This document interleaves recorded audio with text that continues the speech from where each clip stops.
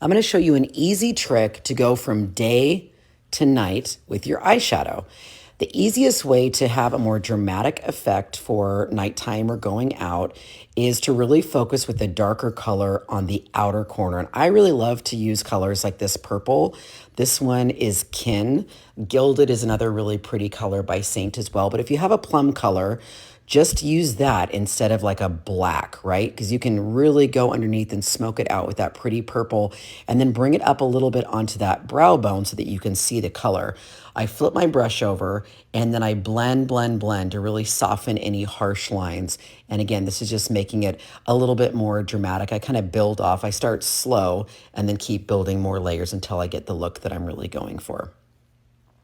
Then I go into a color like this one is Unicorn. It's a really pretty sparkly kind of lighter white color. I'll put this in the very inner corner, and then I like to use a similar color on my brow. Again, it just kind of grabs the light and I just kind of blend that in. You saw I just sprayed my brush, and what I do is I spray my line brush with setting spray, and you can turn any eyeshadow into an eyeliner, kind of like the video I did earlier this week, and make that more dramatic too. So you can see I'm just going in with the shadow and it appears like it's an eyeliner. I go in with my lightest highlight color to clean it up and make a nice lifted line under my eye.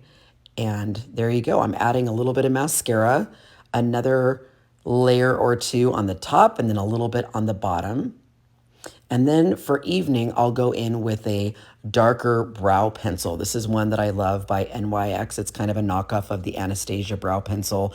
And I just kind of create little brow strokes. I'll flip it over because there's a little spoolie on the end and brush it out as I go. And again, I just kind of take this in little layers as well. So I'm just kind of thickening the brows, creating little hair strokes with the pencil, and it just kind of gives it a more dramatic look. So there you go, my nighttime eyeshadow look.